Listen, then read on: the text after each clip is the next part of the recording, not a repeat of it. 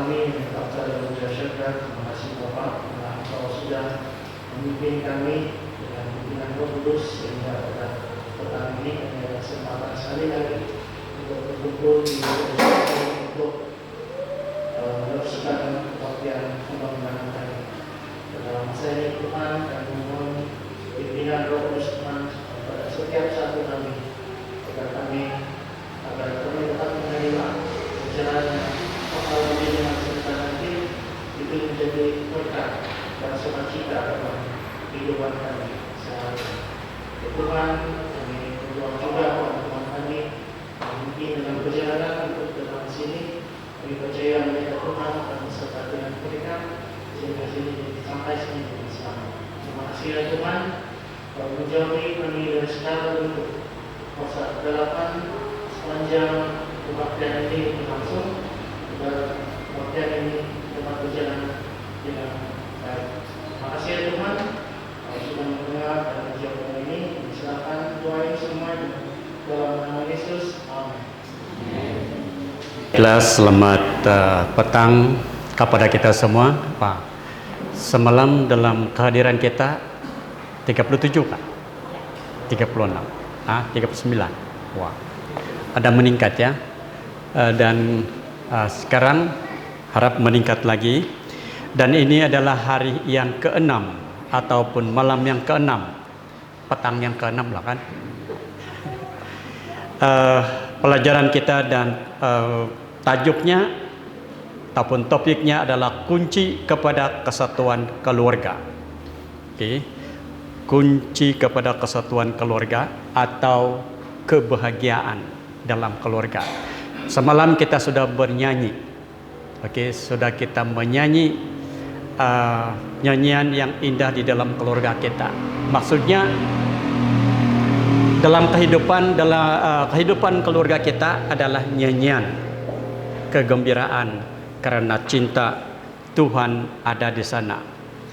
Oke, dan apakah sebab sebenarnya ada nyanyian cinta di dalam keluarga kita?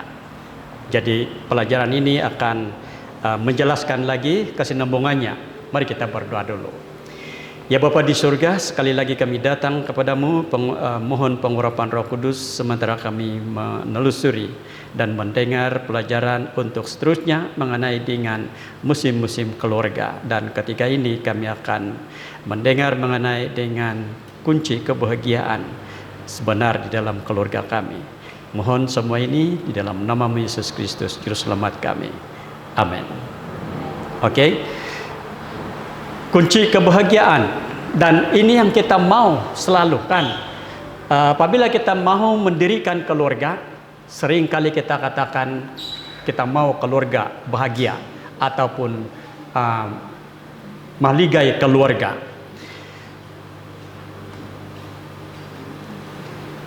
Apabila kita melihat untuk mendapatkan kunci sebenarnya kebahagiaan dalam keluarga kita, orang Kristen harus bersandar ataupun berdiri di dasar ataupun dasar Kristus, yaitu landasan kita ataupun dasar kita adalah Yesus, tidak ada lain. Jadi itulah landasan ataupun kunci pertama. Kebahagiaan sesebuah keluarga menuntut upaya dan kesatuan dari setiap anggota keluarga. Maksudnya di sini kebahagiaan di dalam keluarga itu adalah tanggung jawab setiap individu di dalam keluarga itu. Pertama sekali pasangan suami istri haruslah mereka berdasarkan ataupun berdiri atas Kristus berdoa. Oke. Dan bukan sebelah kaki saja yang berdiri, tetapi keempat kaki berdiri di atas Kristus. Apabila kelahiran ataupun kedatangan anak di dalam keluarga, menambahkan lagi kebahagiaan di dalam keluarga, bukan menambah masalah itu. Ada yang mengatakan kehadiran anak di dalam keluarga menambah masalah, sehingga dia kata susah sudah pergi sembahyang sekarang, sebab susah kacau itu anak, dia bilang. So susah ginau kung korongo kalau begitu. Kalau alasan kita tidak dapat datang ke gereja disebabkan anak, sebagai orang Kristen adalah salah besar ataupun perkara yang memang tidak betul. Sebab Yesus mengasihi setiap ahli keluarga kita. Anak-anak, berkat itu sebenarnya Yesus bagikan kepada kita untuk menyerihkan ataupun menambah keceriaan, kekuatan, dan juga kebahagiaan dalam keluarga kita. Sebuah keluarga akan kuat bersatu jika setiap anggota keluarga memiliki pedoman berikut ini. Pak Riki, ada pedoman berikut ya. Pertama, mesti ada Yesus. Kedua, mesti ada kasih dalam keluarga. Ketiga, kerendahan hati di dalam keluarga. Keempat, kepatuhan ataupun ketaatan, kepatuhan lah kan, abin suhu ataupun abin umbayo kadusun matullah. Kemudian komitmen bersama di dalam keluarga. Jadi ini ada 5 kunci utama, tetapi Yesus itu adalah yang terutama. Coba kita lihat seterusnya. Yesus dalam hal ini tidak ada orang Yahudi atau orang Yunani, tidak ada hamba atau orang merdeka, tidak ada laki-laki atau perempuan, karena kamu semua adalah satu di dalam Kristus Yesus. Apa maksud Paulus di sini? Tidak ada bangsa lain ataupun tidak dikatakan kamu ini bangsa ini, kamu ini bangsa ini, kamu ini bahasa ini. Jadi tidak sesuai di dalam keluarga. Di dalam Yesus tidak ada perbedaan, sama saja itu. Jadi keluarga kita itu kalau kita tidak kawin dengan sama-sama bahasa, ada yang bahasa di sebelah sana, bahasa sebelah sini. Kemudian anak kita berbahasa lain lagi sebab ikut bahasa yang kita pakai. Dusun danga nunu dia tindalanan dari keluarga de. Hari memeres Nanggiris, hari memeres Melayu, kan? Ada yang suka dan begitulah. Tetapi ini tidak akan membedakan mengenai dengan Kristus. Satu saja itu semua. Asal kemudian ya. Apalagi kalau bangsa jenis ya pengka seasa iri. Kalau dalam Kristus asal di dalam keluarga kita ianya satu di dalam Kristus. Di dalam Kristus satu di dalam gereja seperti ini adalah di dalam Kristus juga kita seia ataupun kita seiman dengan Kristus. Hidup dalam Kristus membawa perubahan praktis dalam hidup kita. Rom 6 ayat 22 dan 2 Korintus 5 ayat 17. Salib Kristus menghilangkan semua penghalang yang memisahkan setiap orang. Semakin dekat kita hidup dengan Yesus, semakin dekat kita satu sama lain. Jadi keluarga kita, semakin kita dekat kepada Yesus, semakin keluarga kita itu dekat satu sama lain. Tentu saja hal ini berlaku juga di dalam keluarga. Ketika Yesus menjadi pusat dari setiap anggota keluarga, ada persatuan antara suami dan istri, antara orang tua dan anak-anak, antara sesama saudara. Jadi di dalam keluarga katanya di sini ada kesatuan yang indah antara suami dan istri, anak-anak dan semua yang ada di dalam keluarga.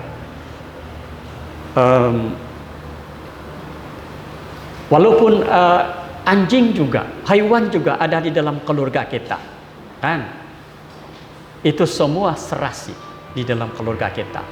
Hewan yang kita cintai, kucing, anjing, kita pelihara dengan baik-baik.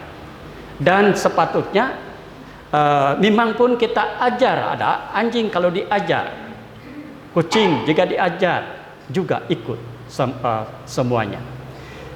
Pernah kami waktu anak kami membesar ya, umur sekitar 8, 9, 10 tahun begitu, kami pelihara ada arnab, ada kucing, ada anjing. Dan apabila beranak ataupun beranak, saya kasih satu saja tempat mereka, tempat makan, tempat tinggal, kasih satu. Bila sudah membesarkan, syok melihat, sebab mereka berikutan dan juga mereka bermain bersama. Dan kami yang melihat pun seronok, gembira melihatnya. Apabila petang seperti ini, baru juga kena bersih itu kawasan, melihat rabbit, itu arnab, berkejaran dengan kucing, berkejaran dengan anjing. Dan tidak membahaya ataupun mereka serasi sebenarnya, dan sangat menggembirakan melihat apabila ada kedamaian, ada kerukunan di dalam keluarga. Begitulah keluarga yang sebenarnya harus kita miliki apabila Yesus ada bersama dengan kita. Itu Yesus. Bagaimana dengan kasih? Saudara-saudaraku yang kekasih, marilah kita saling mengasihi, sebab kasih itu berasal dari Allah, dan setiap orang yang mengasihi lahir dari Allah dan mengenal Allah.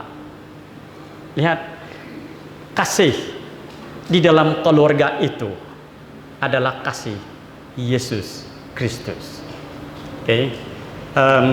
Semua apa yang kita lakukan di dalam keluarga itu adalah lahir dari kasih. Perkataan kita, sentuhan kita, dan kerja kita, apapun itu adalah kasih. Semua berlandas ataupun landasannya, tapaknya yang kukuh adalah Kristus. Kata Yunani agape digunakan dalam perjanjian baru untuk cinta kepada Allah, dan cinta itu harus kita tunjukkan satu sama lain. Agape di dalam bahasa Ibrani ataupun Yunani itu sebenarnya Tuhan, lebih sesuai kalau Tuhan itu dikatakan agape, kasih agapenya. Agape ini ialah dia tidak membedakan ataupun tidak melihat kepada bulunya ataupun perbedaannya. Saya katakan agape sebab Yesus dia mencintai segala-galanya ciptaannya. Dia mencintai manusia, biarpun manusia itu jahat. Itu saya katakan, banyak kali kita katakan bahwa orang yang jahat sekalipun Yesus menyuruh kita mendoakan mereka yang jahat sama kita, yang musuh, yang kita bilang musuh. Tetapi Yesus tidak mengatakan itu musuh baginya, tetapi dia mengatakan itu adalah ciptaan, itu adalah muka yang dibentuknya menyerupai mukanya sendiri. So Yesus mencintai semua itu. Jenis cinta ini dikatakan melampaui cinta fisik atau cinta terhadap anak. Itu adalah karunia dari Roh Kudus. Inilah jenis cinta agape, cinta daripada yang memiliki ataupun Roh Kudus. Apabila kita diurapi dengan Roh Kudus, kita akan melihat ataupun menerima cinta agape ini. Bandingkan karakter Anda dengan definisi cinta agape dalam 1 Korintus 13 ayat 4 hingga 7. Kalau kita baca ini adalah cinta agape di sini. Lihat ya. Oke. Tuliskan nama Anda. Sekarang ini apabila kamu membaca slide seterusnya, kamu ingat bila kamu membaca, tekan ataupun katakan itu nama kamu ya. Tuliskan nama Anda di tempat kosong di sebelah kalimat yang tepat sesuai keadaan Anda hari ini. Jadi apa terjadi sekiranya begini? Saya tulis nama saya. Jadi kamu tulislah nama kamu sendiri. Dan kamu baca. Seliun itu sabar dan murah hati. Coba kamu sebut nama kamu sendiri dan baca ini. Kan? Sabar dan murah hati. Kalau setiap ahli keluarga di dalam keluarga itu memiliki kesabaran dan kemurahan, itu adalah Yesus ada di sana. Apalagi di sana, Nausi itu tidak cemburu. Ya, dia memang tidak cemburu. Oke, kalau dia cemburu, dia kasih tahu saya, dia sayang saya. Kalau dia cemburu. Oke. Apalagi di sana, Felicity itu tidak memegahkan diri. Kemudian Feby itu tidak sombong. Tulis nama kamu di dalam keluarga setiap kamu.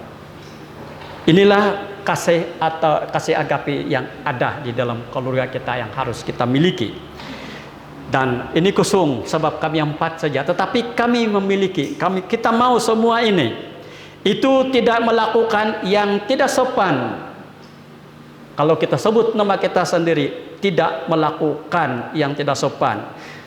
Tidak mencari keuntungan sendiri. Itu tidak pemarah. Itu tidak menyimpan kesalahan orang lain. Itu tidak bersukacita karena ketidakadilan. Itu bersukacita karena kebenaran. Itu menutupi segala sesuatu. Itu percaya segala sesuatu. Itu mengharapkan segala sesuatu. Dan itu sabar menanggung segala sesuatu. Setiap yang kosong tulis nama kamu secara pribadi. Karena itulah yang sepatutnya kita miliki sebagai umat ataupun keluarga yang bahagia. Dan inilah kunci kebahagiaan di dalam keluarga. Apabila ada kasih, perkataan kita di dalam keluarga itu lemah lembut dan sedap didengar. Dan itu yang membahagiakan sebenarnya. Itu yang membuatkan kita gembira. Itu yang membuatkan kita bahagia, damai, dan lumingos nope tarul harana tarul. Ya, sebab kata-kata itu juga menyembuhkan. Jika kata-kata itu diucapkan dengan kasih dan dengan lemah lembut, sebab Yesus ada di sana di dalam keluarga kita. Oke, itu kasih, kerendahan hati. Dengan tidak mencari kepentingan sendiri atau puji-pujian yang sia-sia. Sebaliknya, hendaklah dengan rendah hati yang seorang menganggap yang lain lebih utama daripada dirinya sendiri. Sangkuro sinendong dia mengutamakan orang lain. Orang lain maksudnya di sini di dalam keluarga kita tempina. Akan keulang orang lain yang luar daripada keluarga kita. Mengutamakan orang lain, mengutamakan istri, mengutamakan anak-anak. Sebaliknya anak-anak mengutamakan ibu bapa. Mengutama satu sama lain. Dengan tidak mencari kepentingan sendiri atau puji-pujian yang sia-sia. Kan seringkali dipuji, tetapi pujian hanya sia-sia sekiranya tidak ada kerendahan di dalam ahli keluarga itu. Sebaliknya hendaklah dengan rendah hati yang seorang menganggap yang lain lebih utama daripada dirinya sendiri. Karena dosa keegoisan telah menjadi bagian yang sangat melekat bagi setiap manusia. Disebabkan dosa lah, kadang menyebabkan ego seseorang pribadi di antara kita ini, menyebabkan sukar untuk merendahkan diri antara satu sama lain. Dan memang menyakitkan dan memang menyebabkan keluarga itu tidak ada ataupun tidak senang jika tidak ada kerendahan hati satu sama lain di dalam keluarga.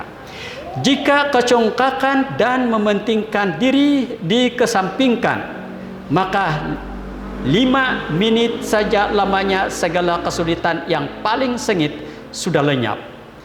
Jika kecongkakan dan mementingkan diri dikesampingkan, diketepikan ataupun ditiadakan di dalam keluarga, katanya di sini, dalam masa 5 menit lamanya segala kesulitan yang paling sengit sudah lenyap. Ellen G. White, Early Writing, page 190. Ini tulisan Ronobuan. Jadi umbalan tak pagi, di salam untuk reformasi keluarga dati yang selama ini sekiranya kita dapat mengesampingkan ataupun mengenepikan kesombongan dan mengambil kerendahan hati di dalam satu sama lain, sangat baik ataupun ianya menyembuhkan di dalam keluarga kita. Memaaf antara satu sama lain dan merendah satu sama lain dan memohon minta izin satu sama lain, itu menyembuhkan di dalam keluarga kita. Paulus mendorong kita untuk meniru teladan Kristus yang rendah hati, ayat 4 dan sampai 8 itu kan. So, kita dapat mencapai kerendahan hati sejati hanya jika kita berlutut di kaki salib. Jadi satu-satunya saudara, Pinai, untuk mencapai kerendahan hati adalah berlutut, memohon kepada Yesus serendah-rendahnya seperti mana Yesus merendahkan diri dan menyerahkan diri, bukan sahaja untuk dipukul ataupun ditangkap, tetapi disalib seterusnya. Minakisimoyo itu Tuhan Yesus. Dia tidak melawan, dia tidak memberontak, bahkan dia mendoakan supaya orang-orang itu boleh mengerti dan boleh memahami kerendahan hati yang dia lakukan. Kerendahan hati, kepatuhan, kesetiaan ataupun bingumbayok, ya. Dan rendahkanlah dirimu seorang kepada yang lain di dalam takut akan Kristus. Efesus 5 ayat 21. Waktu kita merendahkan diri, harus kita takut kepada Kristus dan bukan takut kepada sesuatu selain daripada Yesus. Takut kepada Kristus maksud di sini ialah hanya Kristus yang mengawal situasi kita. Mereka yang mengasihi Allah dipanggil untuk tunduk satu sama lain. Paulus memberikan 3 contoh kepatuhan. Istri tunduk kepada suami mereka, Efesus pasal 5 22, tunduk kepada suami. Apalagi anak-anak tunduk kepada orang tua mereka ataupun ibu bapa, tunduk kepada ibu bapa, Efesus 6 ayat 1. Dan para hamba tunduk kepada tuannya, Efesus 6 ayat 5 kalau kita baca. So, kepatuhan ini ataupun kesetiaan kepatuhan, kesetiaan, saya katakan di sini, istri patuh kepada suami. Patuh di sini tunduk kepada suami. Kan? Dan juga anak-anak hormat dan tunduk kepada ibu bapak mereka. Juga kepada hamba. Apa ini hamba ini kalau penolong, pembantu lah masuk, kita boleh katakan pembantu di dalam rumah kita ataupun pekerja kita. Jika ada kita memiliki ini, juga mereka patuh kepada majikan mereka. Kalau kita sebagai pekerja patuh kepada majikan. Oke. Hal-hal itulah yang diharapkan dalam masyarakat pada saat itu. Jadi apa yang baru tentang saranan Paulus, bagaimana kita dapat menerapkannya pada saat ini? Pertama, kepatuhan dalam Kristus bersifat timbal balik. Kedua adalah beberapa syarat dalam contoh kepatuhan sebelumnya. Contoh, suami harus bertindak seperti Kristus lakukan. Timbal balik. Oke. Di samping istri tunduk kepada suami, suami harus ada reaksi yang seperti Yesus lakukan, yaitu Yesus melakukan kepada semua umat yang dia cintai, yang dia kasihi itu, mengasihi sesungguhnya mereka, sehingga dia berkorban untuk semua orang, biar dia tidak pilih orang jahatkah tidak jahatkah, orang baikkah. Yesus berkorban untuk semua orang. Begitu juga timbal balik kepada suami kepada istri. Apabila istri tunduk kepada suami, dia tidak kira, suami tidak mengira, sama ada macam mana pun keadaan istrinya, sebab istrinya juga manusia. Ada kesilapan, ada kesalahan, tetapi suami harus timbal balik, membalas kehormatan ataupun kesetiaannya kepada dia seperti mana Yesus. Dan balasan itu bukan dengan menindas. Ada suami yang mengatakan, ya ini pernah saya dengar, tetapi saya tidak pernah dengar di dalam gereja kita, ataupun khususnya di dalam gereja Seventh-day Adventist. Tetapi saya pernah dengar ini. Dia kata, nararatan nama tu giari. Kau sudah nabayaran kuna nyakai, napuhur kuna minum bayar. So kau ikut apa yang saya mau. Bukan ini yang timbal balik kita sebagai seorang suami. Bukan itu ucapan yang Yesus mau. Biarpun Yesus bilang, aku sudah membayarkan kamu, kita sudah dibayar dan dibeli dengan harga yang mahal, yaitu darah Kristus sendiri. Tetapi Yesus tidak pernah mengucapkan perkataan yang menyakitkan hati umatnya. Bahkan dia mengasihi dengan kasih agape. Oke, jadi maksudnya timbal balik kita ini kepada istri kita, hormati ataupun kasihi tanpa syarat. Alisiaku dia bang temanun kena de borosku. Aku yadaannya, aku tongkiadannya da pengka pegumu iboros jadi. Main tatagadan bagare de guys. So, itu sebenarnya tidak keluar apabila ada Yesus di dalam keluarga itu. Sebab kasih agape ada di sana. Ingat tadi kamu isi nama kamu sendiri di dalam ayat-ayat itu. Jadi tidak ada kejadian yang kita tidak suka berlaku di dalam keluarga. Timbal balik untuk anak-anak. Orang tua jangan membangkitkan amarah anak mereka. Efesus 6 ayat 4, timbal baliknya.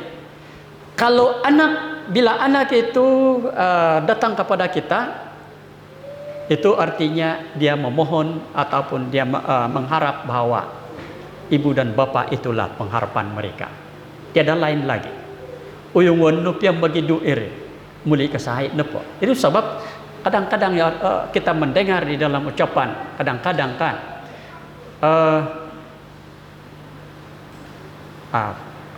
Tapi lah saya cakap itu memang menyakitkan. Sebab kadang-kadang apabila kita nayai kata gedenya ngairino lingkidan pemaya kan, ataupun muli ke bekasain kan kadang-kadang. Yang sebenarnya timbal balik apabila anak-anak itu datang kepada kita dan memberi meminta sesuatu ataupun memohon sesuatu, orang tua harus jangan membangkitkan amarah. Pernah saya bagi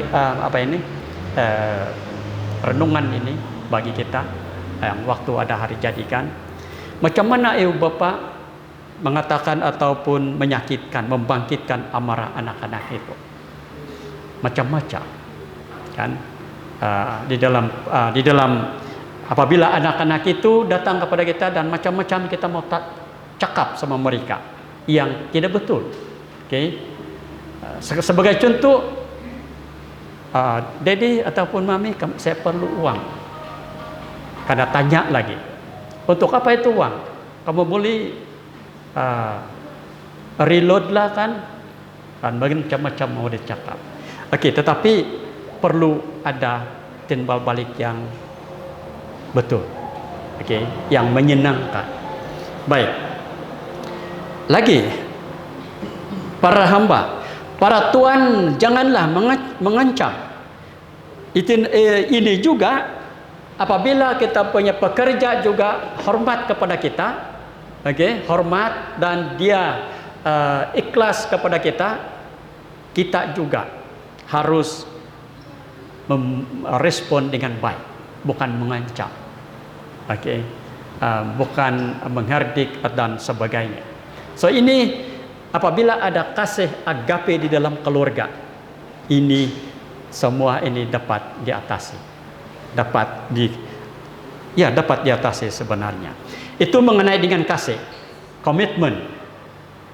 Dan sebab itu seorang laki-laki akan meninggalkan ayahnya dan ibunya dan bersatu dengan istrinya sehingga keduanya menjadi satu daging. Ini komitmen, ya. Komitmen dia ialah mereka sudah menjadi satu dan mereka sudah berjanji, yes I do, di dalam perkawinan itu. Komitmen sudah itu. Pernah saya menghadiri satu Zoom ataupun saya dijemput untuk menghadiri satu seminar Zoom keluarga. Dan keluarga saya lupa sudah itu topik yang dibahas gitu. Tetapi ada soalan yang keluar, ada soalan yang datang, yang dia kata macam mana menghadapi ini nakal juga itu soalan. Dia bilang macam mana menghadapi masalah begini di dalam keluarga bagi seorang lelaki, katanya.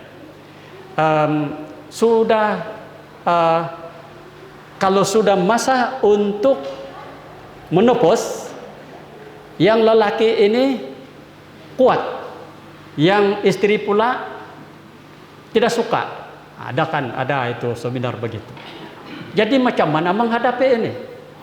Mau tidak mau mencari di sana juga itu susah itu kalau tidak akan nelayan, dia bilang. Ingat, salah satu daripada dan banyak itu pastor-pastor di sana dan menjawab, dan salah satu daripada jawaban yang saya bagi, yang saya punya bahagian adalah kembali kepada sumpah setia itu. Ingat, sumpah setia itu dia mengatakan apapun yang berlaku. Sekarang ini waktu kamu mengawini, istrimu itu cantik dan kamu nampak lakimu juga tampan, handsome. Tetapi apabila mereka dimakan usia, dia ada saja perubahan. Dan di dalam perjalanan kehidupan ini ada saja perkara yang berlaku yang kita tidak inginkan. Kemungkinan kecacatan, bankrupt, dan banyak perkara yang berlaku. Itulah pertanyaan-pertanyaan itu kan. Apakah kamu masih mencintai dia? Dan tidak segan silu kita mengatakan yes, I do. Tetapi apabila sudah melalui semua itu, nah, hari ini kemudian dia macam-macam. Susah kalau begitu, dia bilang. Susah kalau begini. Oke. Tapi ingat komitmen kita itu. Komitmen itu adalah janji yang apapun yang berlaku, kita tetap setia sehingga kematian yang menceraikan. Baik.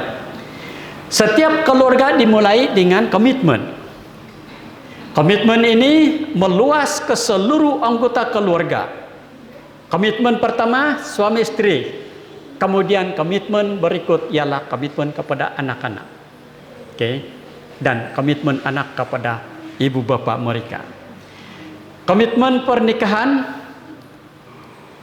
komitmen antara orang tua dan anak-anak, komitmen antara sanak saudara, komitmen dengan kerabat lainnya, semua komitmen kita. Oke, bukan semakin lama semakin membesar itu komitmen itu. Kurangnya komitmen adalah penyebab masalah dan perpecahan. Oke, kita boleh kalau kita mau membacanya di dalam kisah pasal Yusuf dan saudara-saudaranya, ceritanya panjang.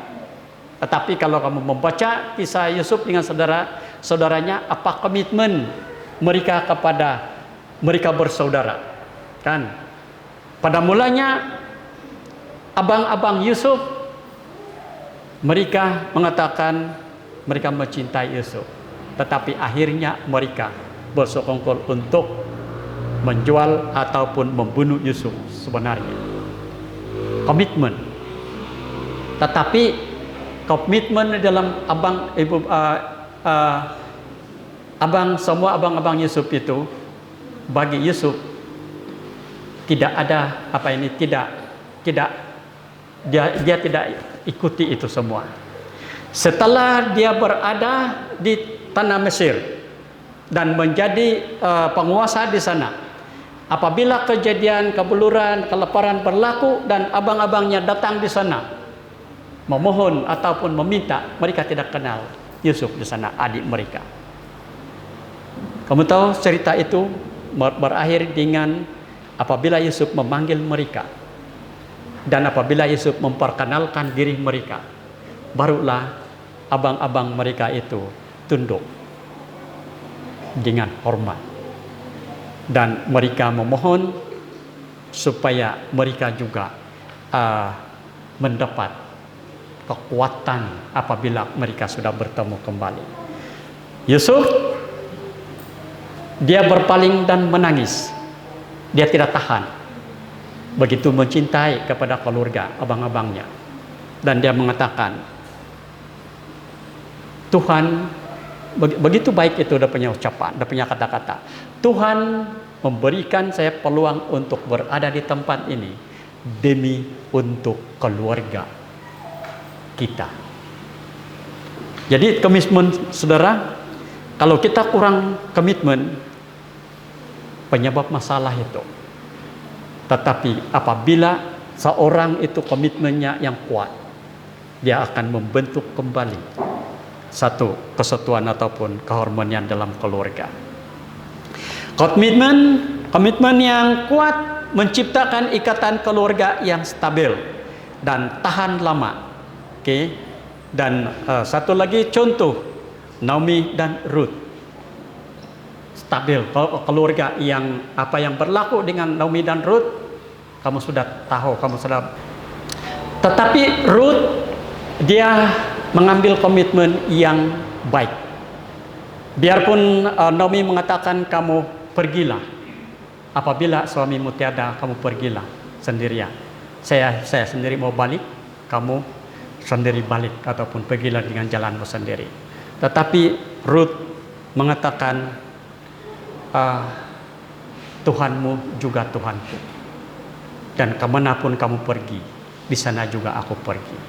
Dia tidak mau meninggalkan, sebab dia telah mengenali Tuhan, kan? So, Yesus itu adalah center ataupun pusat di dalam keluarga kita. Yang menyebabkan perpecahan dan perselisihan di dalam keluarga dan di dalam jemaat ialah pemisahan kita dari Kristus.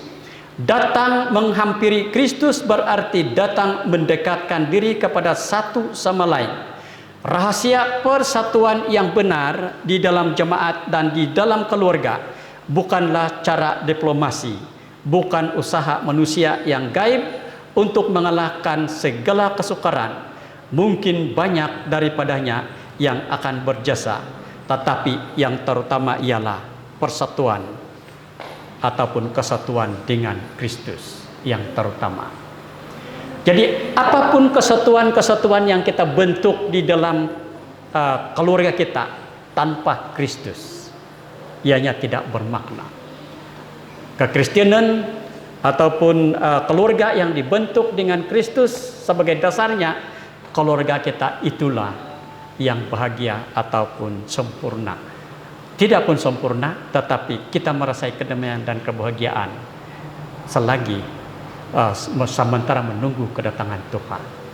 Jadi saya percaya ini slide yang terakhir, ya, sampai di situ untuk kunci kebahagiaan keluarga kita pada petang ini, yaitu Yesus yang pertama, kedua kasih,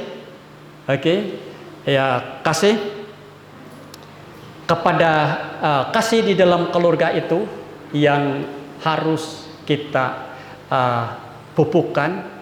Kerendahan hati, selepas kerendahan hati juga kesetiaan kita, dan juga komitmen kita. Itu kalau kita semua dapat menguasainya, kita akan melalui ataupun mendapat keluarga yang memang bahagia dan sejahtera. Tuhan memberkati. Soalan yang kedua, yang pertama ini sudah kita jawab. Memilih untuk dijadikan pasangan hidup adalah satu pilihan dalam kehidupan orang bujang, lelaki atau wanita. Bagaimana sekiranya bakal pasangan yang dipilih itu tidak seiman dan sudah bertahun-tahun lamanya sudah serasi sesama sendiri? Bagus juga ini soalan. Rekan yang tidak seiman tetapi sudah bertahun-tahun dan mereka serasi. Pertanyaan saya, macam mana kita katakan serasi kalau orang yang kita sayangi tidak percaya dengan kepercayaan kita? Sebab Alkitab mengatakan yang serasi itu ialah percaya kepada Yesus sebagai juru selamat pribadi dan dalam kunci kebahagiaan di dalam keluarga. Dan kalau kita katakan saya serasi dengan dia, sebab walaupun dia tidak percaya dengan Yesus, walaupun kami tidak seiman. Dan ini juga pertanyaan saya, macam mana kita katakan saya serasi ataupun kita serasi sedangkan kita tidak seiman? Jadi yang saya katakan di sini, serasi itu adalah menurut Alkitab dan menurut Tuhan ialah yang percaya kepada Tuhan, sama-sama percaya kepada Yesus. Ada juga yang percaya Tuhan tetapi tidak percaya Yesus. Dan orang Kristen percaya Yesus karena Yesus itu adalah juru selamat kita. Dan kalau kita tidak percaya, biarpun kita orang Kristen, kalau kita tidak percaya Yesus itu juru selamat, kita tidak seiman. Ya. Sebab Yesus katakan, akulah kebangkitan dan hidup, kebenaran dan hidup. Jadi tidak melalui dia tidak ada kemungkinan keselamatan yang kita terima. Jadi biarpun kita bertahun-tahun kita katakan serasi, yes, kita serasi dari segi persahabatan, tetapi iman kita tidak serasi. Itu saja itu. Ya. Baik. Kita sudah jawab soalan, jadi sampai di situ. Kalau ada soalan nanti kita jawab bersama.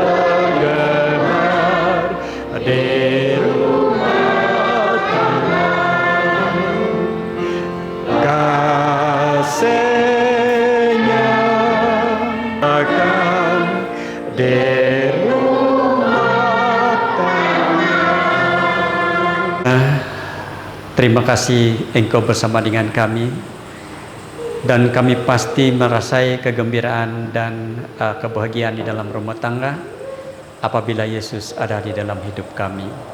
Apabila damai ataupun kasih agape menguasai keluarga kami, seperti mana yang Yesus katakan, di mana ada segala-galanya damai, segala-galanya baik, dan segala-galanya sempurna ataupun bahagia apabila engkau bersama dengan keluarga. Satu persatu kami yang datang di sini pada petang ini pastinya merasai kasih Tuhan, dan pastinya mahukan satu perubahan ataupun reformasi di dalam keluarga yang kami miliki, supaya kami dapat kekuatan, dapat hikmat dan kebijaksanaan yang datang daripada Tuhan untuk terus bersama di dalam keluarga yang kami cintai. Ya Bapa di surga, pada malam ini mohon penjagaan malaikat dan kuasa-Mu apabila kami bersurai di tempat ini, supaya kami selamat dan mendapat kekuatan dan keselamatan. Begitu juga sampai besok kami akan datang lagi untuk mendengar firman-Mu melalui seminar lagi. Kami mohon semua ini Bapa, kami minta dalam nama Yesus Kristus Juru Selamat kami. Amin.